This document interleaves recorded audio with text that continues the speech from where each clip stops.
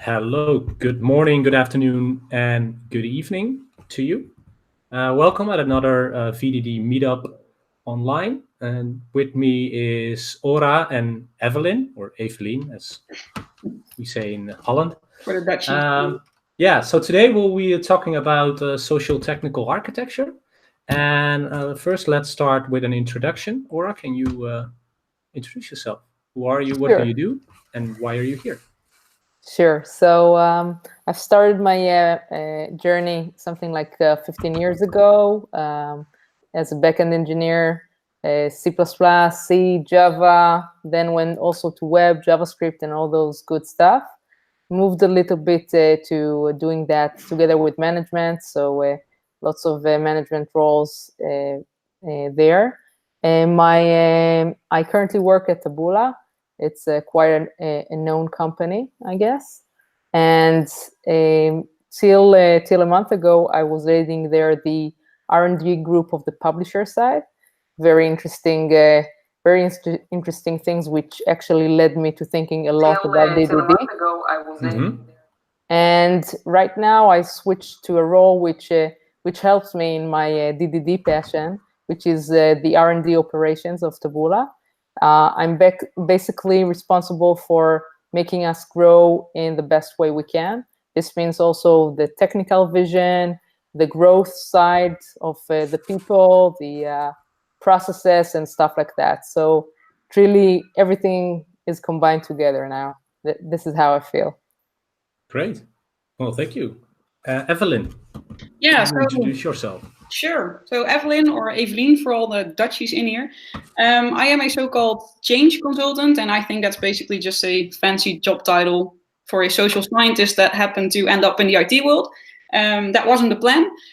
So I'm a social scientist. What I do at this point in the IT world is that I try to help teams to work together more efficiently and more effectively by using and understanding social dynamics and social heuristics.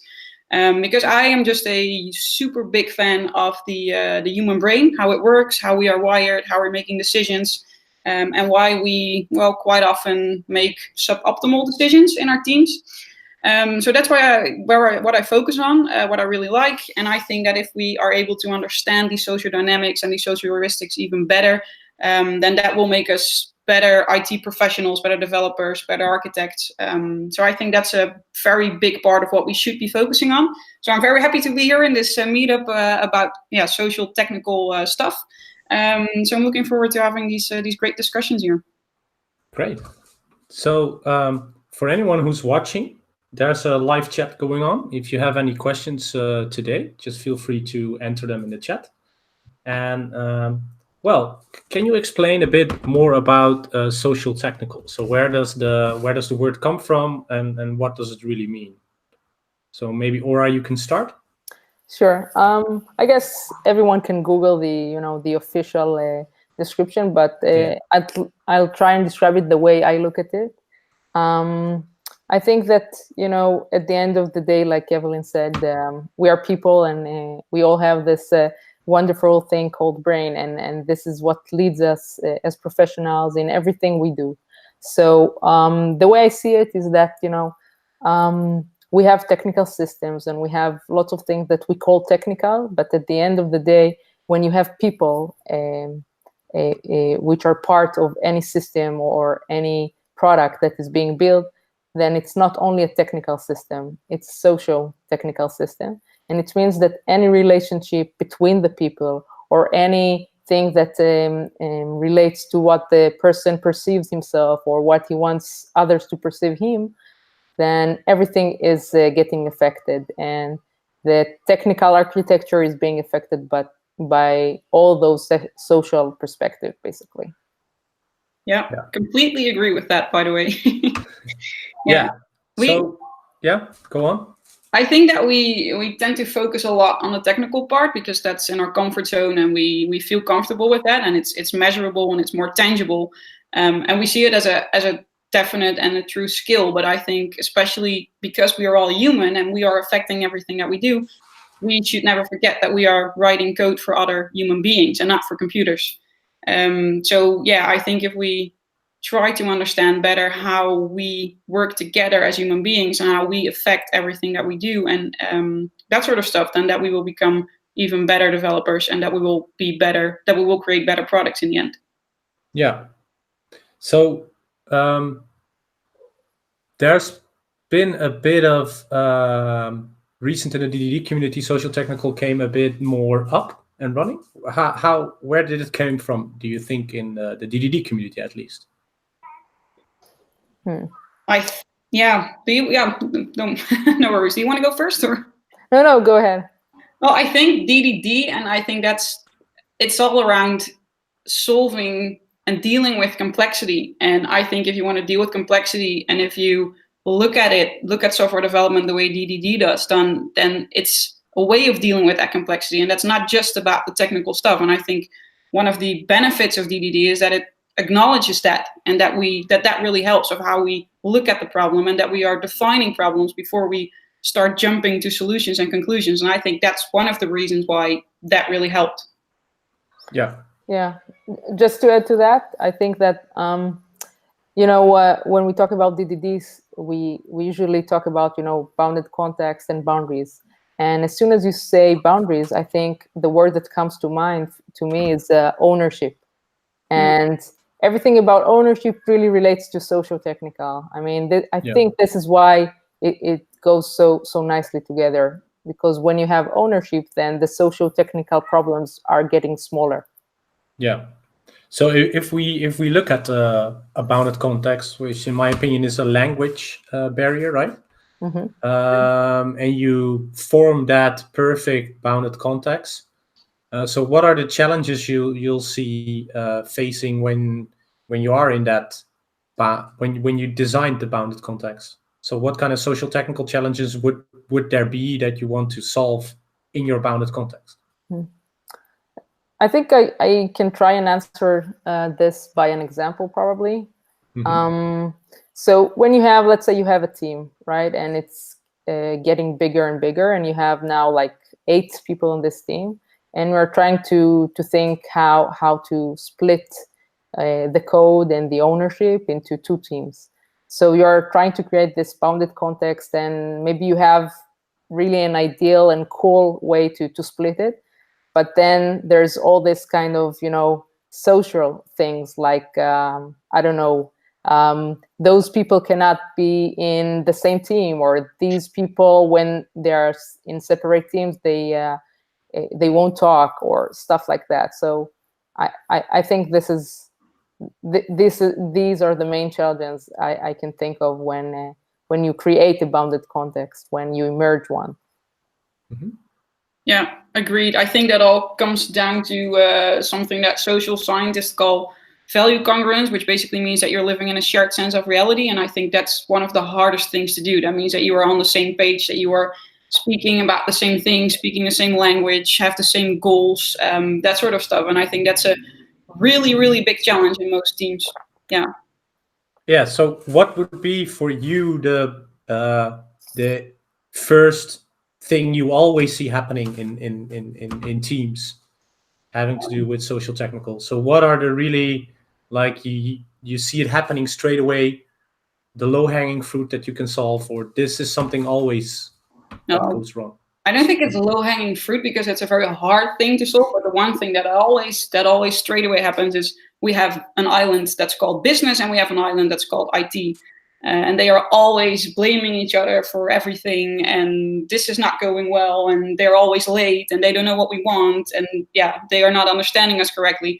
And I think that also is one of the key things, that is something that you have to solve and that you have to try to solve. But it's something that you immediately see when you step into a team, I think. I'm not sure if Aura has the same experience, but that's something that I see a lot. Yeah, I totally agree. I think another thing is not to try, maybe I would call it a tip more than a real solution. But when you really try to, when I try to find this bounded context and to solve these challenges, so many times I'm trying to figure out the right timing, because if you do it too soon, then it won't work, because it will be all the time talking about, well, but this is mine, or this is, all the time being confused, and especially with the business and everything, like Evelyn said. And if you do it too late, then you have this thing of getting into a big ball of mud. So I think that's quite hard, right? Finding the right time. I mean, yeah, it's subjective. I mean, there's no easy way of doing that, right? Yeah, this is when I think what you said about the business is really important. I mean, when you work with the business, it's kind of easier to define if we are in an alpha way or beta Right. way or limited availability. And once you get out of this beta phase, I think this is kind of the right time to make sure your APIs are in place and that you're making the right decisions regarding bound contexts, stuff like that. Yeah, that makes sense. And it just takes quite some experience, probably. Yeah. So did we always have these problems, or did these problems also arrived when we did agile working? Because it used to be a pretty clear separation in the waterfall, right? And then you have analysts and developers just needs to develop, basically. But I think you're also saying, as developers, we need to become social technical developers, right? Yeah, definitely. So I can imagine that's a hard culture change to deal with in a team. While you're in a team, so it's easier to change the team which you're coaching than the whole business. So how do you deal with coaching developers on that part? I don't think these are new problems actually that we're facing. I think the same problems probably were arising, let's say 10, 20 years ago, I think. But it's just now that we have different methods and different methodologies of doing things and approaching things like DDD, it's more at the surface, and we have to deal with that. So I think that's a very important part of our coaching job, actually. But the funny thing is that very often when you get into a team, then it all starts with technical questions and technical issues and technical stuff that needs to be solved and technical complaints. But as soon as you start talking about the social stuff, then very often you see that people are really interested in that and think, yeah, I think that might be indeed the actual cause of the problems that we're facing. So I think it's there, and people really want to know more about that and want to know how to deal with that. But you always have to go through that, starting with the technical stuff, I think, because that's where the actual pain is at that point. That's the starting point for me, at least. Yeah, I totally agree. I think, by the way, that if we look at small companies, and I've been mostly to small startups and stuff like that, I think usually you don't have this kinds of stuff because of the number of people, right? But it's not that it doesn't happen over there. It's just smaller problems, right? So even though the startups are really agile and everything, I don't think it's the agile, like the number, like they say, the Dunbar numbers that make those social technical problems much bigger. And it probably also relates to the fact that we are really time to market driven. I mean, unlike, I don't know, 50 years ago when everything was like a factory and workers and stuff like that, now we really prefer the time to market over the quality. So once you put this in place, it means that the business and the language and all those things that we just spoke about are really becoming more important, this communication. So maybe this one also relates, I guess. Yeah, definitely. So when you look at how Eric describes his domain-driven design, that it's in essence, it's creating models for software and co-create models with the business, right? So the book is 15 years old, and we still have these problems as business and IT. So Christina's asking, how do you think we could get the business in the DDD community? It's a hard one. Wow. Yeah, it's a big one. Yeah, every time I give workshops in DDD, and every time it's usually developers, maybe sometimes testers, but it doesn't never come from business side. But you do a lot of event storming workshops, Kelle. I know that you do them a lot. But I think that it's really, really valuable if business takes part in those event storming workshops. I always tell them to do, but I come in companies where they call it still IT factories. So Right. Is it on that level, right? The level of business still thinking or think as IT as a black box, so as a factory? Shouldn't we start there instead of like if you change a system on its component, it's probably not improving the system as a whole. True. So shouldn't we just start perhaps on that side? Yeah, I agree. I think it's a hard thing to do, but that's also why I really think that we don't just need social technical developers. I think almost everyone in a company needs to be some sort of social technical. I mean, you have to be able to explain to the business what the impact of all these technical things are. You have to be able to speak in the same language about the same problem. So yes, that's where it starts. But in a lot of companies, it's really hard to convince the so-called business of a lot of things that you want to do, actually. Yeah, I can share an honest story and say that I had, like, I think it took me a year, something like that, to really persuade and talk to my colleague on the product management side. And I explained, and it was a really good lesson for me because I understood how we are perceived and how to persuade and what are the pains on the business side. And I tried to understand how to emphasize the value that product management is going to get from it. So I think this is how I would take it. Try and talk about the pains that product management have. So instead of saying socio-technical and DDD and bounded context, I usually start with, we have a pain with how we deliver or how we communicate around features, how you guys say this and this and this, and then we do this and that. So I try to talk about that, I guess. Yeah. And in that way to get them more engaged, and then say, hey, now this is interesting, right? This is the point, the aha moment. And when I see this window opens a little bit, I try and explain how this language and bounded context can help in that.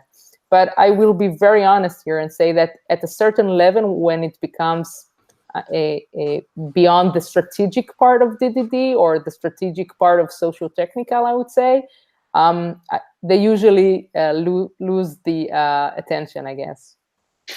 Yeah. So if I hear correct, developers or engineers or IT needs to talk more towards business language and try to get them in on the more technical side. So more speak to what they want to hear. Yeah, and I don't think just talking about it. I think it's also a matter of the business really honestly wanting to understand what's happening there, and like, okay, this is impacting what we're doing, and it's not just the department of IT. It's something that we need, and it's helping us, and it's a crucial part of our business. And it's not just an island that creates stuff and builds stuff and then delivers it way too late. I mean, you have to, as a business, really want to understand what's going on right there. And then if they are able, and with they, I mean the IT world, if they're able to talk to you about that, or someone is able to talk to you about that in a language that you understand, then I think that would help. Yeah. So Cedric has a quote on this that is not really a DDD problem. I agree. This is more a general culture change that won't happen easily. Ubiquitous language and event storming can help, but are not enough. So that's true. So I think events. So if you look at me, I think event storming help because it makes it easier to talk. Yeah. So let's get back a bit on the DDD side of the social technical then. What are the most hard challenges you see, for instance, on the strategic part of social technical and DDD? Do you want me to elaborate a bit more? Good question. Yeah. So what I usually see happening is that IT now focus a lot on high-performing teams, so on maybe DevOps teams or whatever they want to call it nowadays. But they don't focus on the alignment, and we're coming back to business and IT, but on that alignment, how can we form bounded contexts more towards the alignment towards the business? So there's not really a good answer here, but Nick talked a lot about these architectural patterns, and I want to dive a bit more into that. So how much experience do you have with that? And I think it also relates to your talk, Aura. Yeah. So there are really a lot of patterns, and I also got to talking to Nick after his talk and understanding what works where. And I think it's really, it really depends, right? That's the magic answer. But beyond that, I would say that I can take Taboola as an example. So so because it's a platform between kind of, connecting content into all kinds of touch points, what we did, or what I was trying to do, is kind of think of the life cycle or the timeline that we have there, and the bounded context that, kind of event storming around it, and trying to think what are the events that happen. And based on that, I really found myself changing the organizational structure for that, because if I wouldn't have done that, I had lots of socio-technical problems. So kind of trying, the Conway's law side of it, trying to align ownership and teams around those bounded contexts usually solves most or the big socio-technical problems. That's what I've seen. Yeah. Agreed. So how do you in your company, one burning question always I get or have is these classical tower architects, right? Who think that. Is there still a place for architects in most companies? What is your take on that? Or who forms these strategic patterns? Who does that generally? Is it people in the teams, or is the teams together, or what are the options here, in your opinion? Are you talking to me or to both? Yeah, both. Whoever has an idea about this part. So who should take the lead in this? So I can say I'm not sure I have the best question. I can share what we are doing. And when we were like 60 engineers a few years ago, there were not any architects, and it was even a kind of forbidden word not to have, those classes or castes. I don't know how to call it. And now that we are almost 300 engineers, and when I say we, it's not only managers or certain engineers, like everyone is feeling that we need someone to give the tone, right? To give direction. And you can call it, I don't know, you can call him or her a bird, but we do need someone who will lead the technical vision. So we still don't have architects, but I think we're getting closer to a point where we want to give this title. And specifically for moving forward with our technical vision, and we do have a big monolith that we're now creating a tech vision towards breaking it into pieces.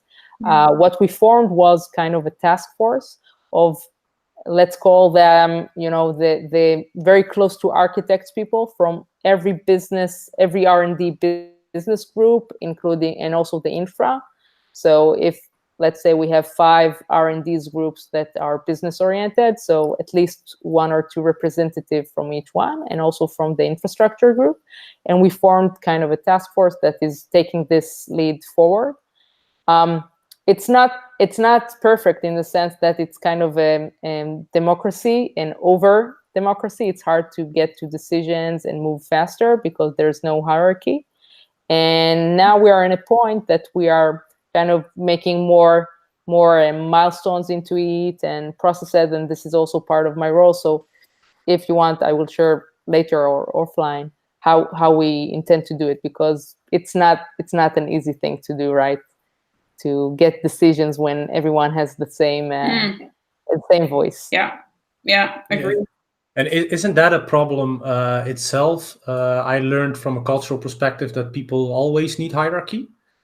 So, but yeah, hierarchy, in my opinion, can corrupt again. You can have a benevolent leader or a dictator, actually, the ivory tower. So you're growing now as a company. Do you see this happening, that they need to? Cedric now says like community of practice is another powerful tool. But do you prefer community of practice or like a club of people in between who covers the big picture? So, what would you prefer? So first of all, I think even when you don't have hierarchy, then you do have, right? It's a subtle hierarchy of the experienced ones or the ones that are most professional. And I kind of like this approach because it usually means that, usually, not always, but at least at Taboola, I feel comfortable saying that it usually means that the best and most professional people are making the decisions. As long as this is the case, I think it's good. The more problematic area is how to make things move, right? Many times the managers or the project managers or the product managers are putting the pressure or the drive forward.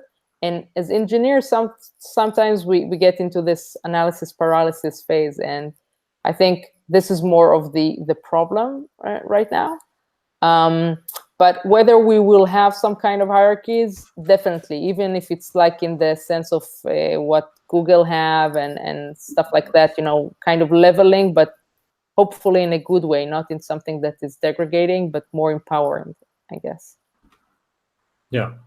So you talked a bit about the pressure, right? One thing I always see, and maybe this maybe this is a good question for you, Evelyn.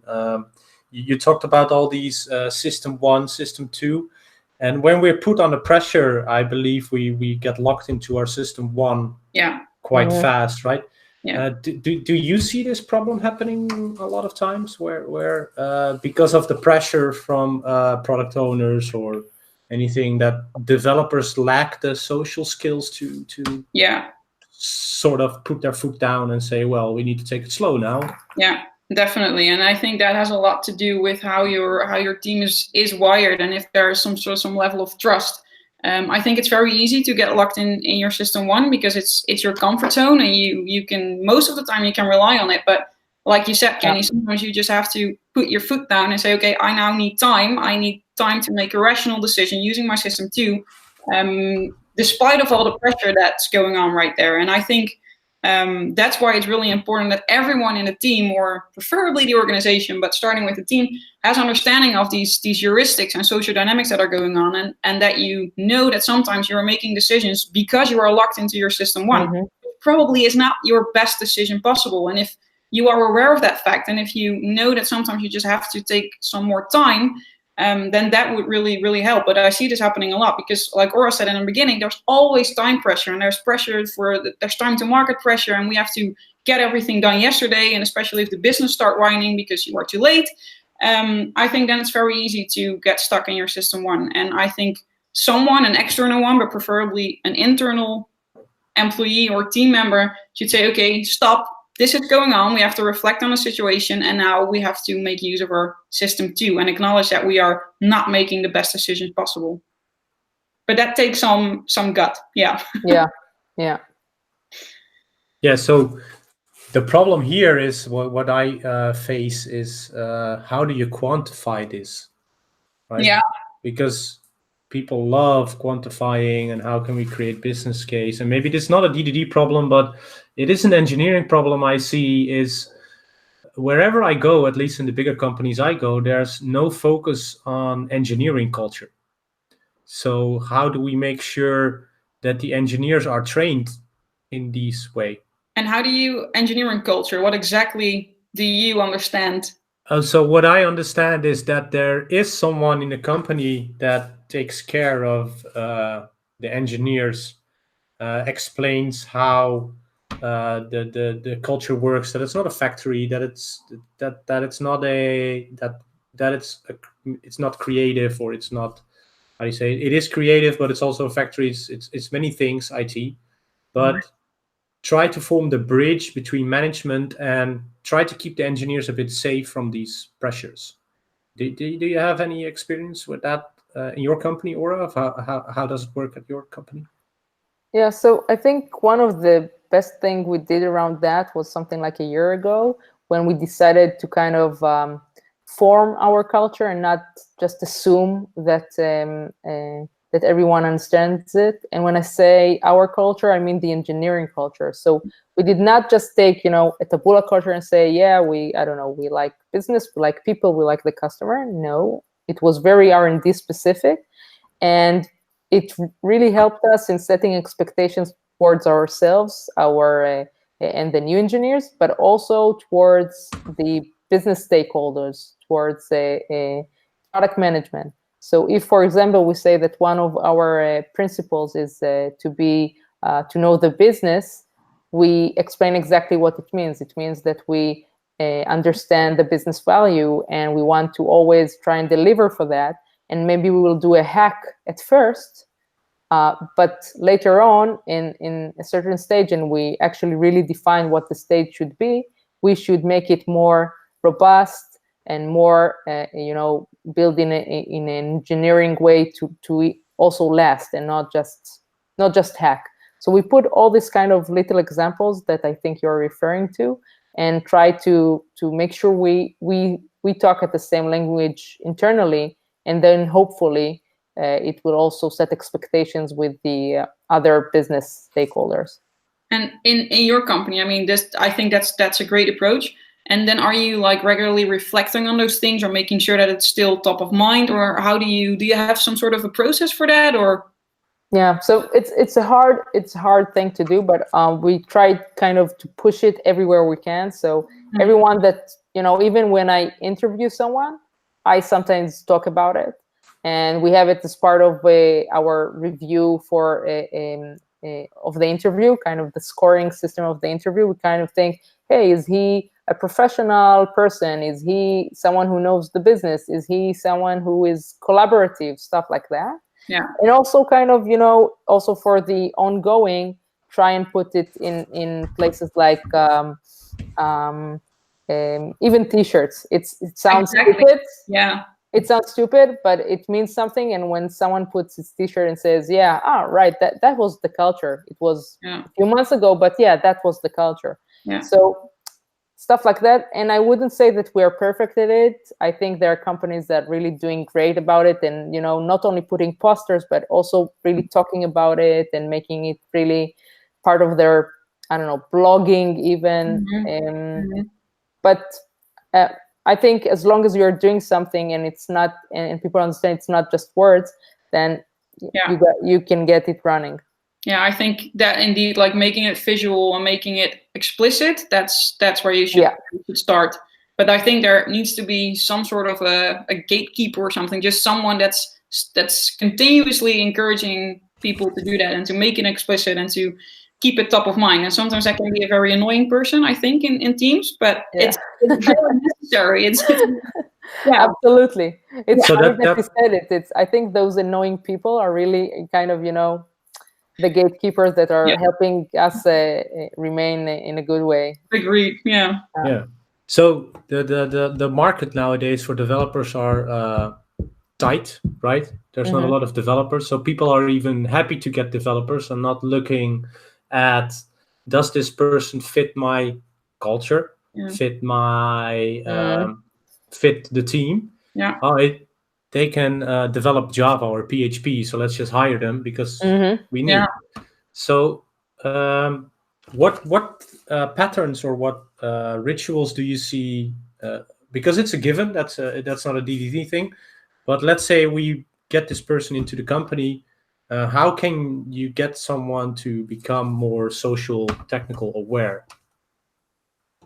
So actually, I'm not sure that you're describing a situation in which this person really enters the company. I would say that maybe he or she doesn't. I mean, for me, and it's something that I've seen in other places as well, but I'll talk about myself. We do not compromise about someone being non-social in a sense. I don't want to say asshole, because you need a lot to be an asshole, but someone who is not social enough probably won't enjoy being part of our company. So I'm putting it like this. I mean, he doesn't fit here. It doesn't mean that the problem is necessarily in him or in her. It's just a matter of fitting. So if I see someone who doesn't meet the minimum requirements for being social and communicative, okay, or collaborative, or doesn't want to show his code or stuff like that, I wouldn't take this person because he simply doesn't fit here. But I would compromise on knowledge, and I would compromise on, I don't know, lots of things. But on this, to be honest, I do not compromise. Yeah, so it's actually social first before technical. Is that a bit what I hear you say? Yeah. And when I say technical, I mean mostly knowledge and not potential. Because if someone, you understand what I mean. We're not looking for mediocre people professionally, but we can compromise of whatever they are bringing with them, as long as they are really strong potentially. Exactly. If there's potential, you can learn things and you can work on that knowledge. But I think if you are not a fit to the rest of the team or the organization, then that will make it even harder also for the rest of the team to continue to build great products. I mean, if you, that's the worst thing that you can do, hiring someone that's just holding you back, actually. Yeah. So let's say people see this pain of the social technical in their team. What would be the first book or blog or video you would recommend into reading more about this, or to even start?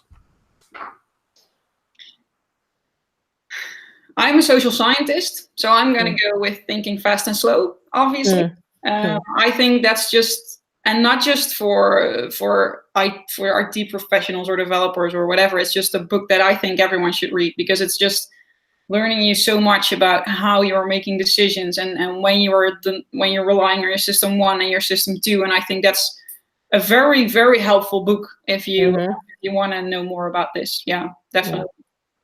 Yeah, it's a great book. I completely agree. It's one of the best. I think that if you go to the practical side, maybe I would add to that. I don't know, Evelyn, what you think, but maybe read a lot of stuff that Nick wrote. I think talks. That's good. Yeah, I kind of nailed it down with his examples. I really felt that he's touching those, specific points, pain points. Yeah, exactly. Yeah, that's more of the practical side, indeed. Yeah, I would definitely, and it's kind of it's easy to follow, it's easy to read, and that's instead of reading a whole large book about something. I think that's a good one. Yeah, kind of combine both the theory and really scientist stuff with practical. Yeah, agreed. Okay, yeah. There's one more quote about Alexei: read Thinking Fast and Slow, fast and then slow, really slow. Yeah. So that's something I generally come into, and I'm coming back to that pressure again. What would be your key heuristic, so to say, to get people to slow down? Because slow might be better. So what would you do to get people to slow down, think about it? I think framing it is the most important thing. So, for example, when I get into a room and I say, and we talk about a problem, and I get those all kinds of hack ideas, and I say, okay, don't think about today. Think about not even tomorrow. Think about 2022. For example, our plan regarding breaking our monolith is called 2022, the year of 2022, because we want people to understand we're not talking about tomorrow. We're talking about a few years, and the solutions should be visionary rather than hacky, right? So I think it doesn't matter if it's a date or whatever, putting it very explicit and saying, guys, don't talk about now. Yeah, agreed. I think the framing and how you're putting things, I mean, one of the heuristics that's also in the Thinking Fast and Slow is like, we have to be aware of how we're asking questions. If you ask questions like, hey, how many time does it take to get this and this done, or can it be done in 2 weeks? If you're focusing on a time period or even days, then you will not get a realistic estimation. You have to focus on the value and the effort that it will take you to complete something, and that's indeed, like, it has to be visionary and has to be more long term. Yeah, I think that's a good thing. Yeah. Okay. Yeah, so, I think, by the way, another point on that, it like a side note, that if you talk about those kind of long distance states, it also gets part of the social issues aside, because it's easier to think, well, we're not talking about now and all those problems that we have now. We're talking like in an ideal world, what would be the solution? So I also like putting this kind of system 2 in place when I'm concerned regarding kind of social problems in the room. Right. Yeah, true. And then one more addition to that, I also think that sometimes it helps to literally just take a step back, just to stop doing what you're doing and just think about the problem for maybe even just 2 minutes. But sometimes that really helps. I mean, once I was in a team and we were all like stressed out and there was pressure all everywhere. And we were like, okay, just get away from the computer 2 minutes and just think about what we're doing. What problem are we trying to solve? And that sometimes is a heuristic that doesn't take a lot, but sometimes it can really help you. Yeah, absolutely. Okay, so I think I heard you also say about certainty and uncertainty. I think that's a big deal. How can we deal with? How can we explain to people that what we're building, like prototyping? I hear you say we're trying things out. It will be uncertain. Like a model is an abstraction, so you can't be correct. How can we battle these sunken cost fallacy of wanting? Well, sunken cost fallacy, in my opinion, comes also again from the certainty. But when we're modeling, it's not like, well, I'm modeling this today. Maybe in a month, it's not valuable anymore. So I've never seen this used properly, where we just kill our darlings, kill our model, and go on. How would you deal with these matters in the team? Like, let's just start over. That's killing like, for some people, yeah. right? Like letting you mean go. Kind of for engineers building their, I don't know, super duper thing and putting it aside. That's what you're referring to? Yeah. You literally need to kill your darlings. I have this pretty model where I modeled my user really pretty, and now I need to get rid of that idea. Yeah, absolutely. I think we all heard those pretty much. So I think first of all, it's a process, right? It's not something that anyone gets used to in a day, and sometimes it's even a one-on-one work. I've seen it before, kind of talking to certain people who are really eccentric in that manner.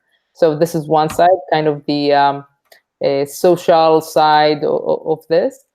And from a business technical side, I really like kind of selling this to people and saying, yeah, it's great we are putting it aside. It means we learned something. It means that it's not about you. It's not about the model not being good.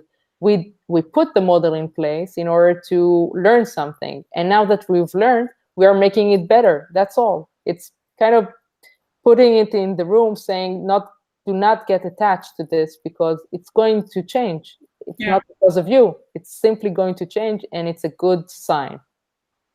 Yeah, I agree. And I think that's also why you should try to avoid that someone in the team gets this my precious feeling, like this is my thing, and it's, just make sure that it's indeed something that you will learn from in the future, and that it's not a total waste. I think that's also about how you frame it and how you communicate about this stuff.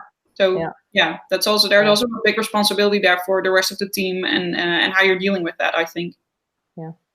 And if you want kind of to think how to really make sure people understand that, I think that sometimes I try to use metrics for that and say, we're not measuring the amount of code that gets to waste. We're measuring, let's say, the number of experiments we were able to put into production this month. Kind of, saying, and this is also what we're telling business, that now we are in experimental phase, and the number of experiments is what counts, and not, the super quality design, right, etc. So would that be a great metric? The number of experiments, the number of failures, maybe. Yeah.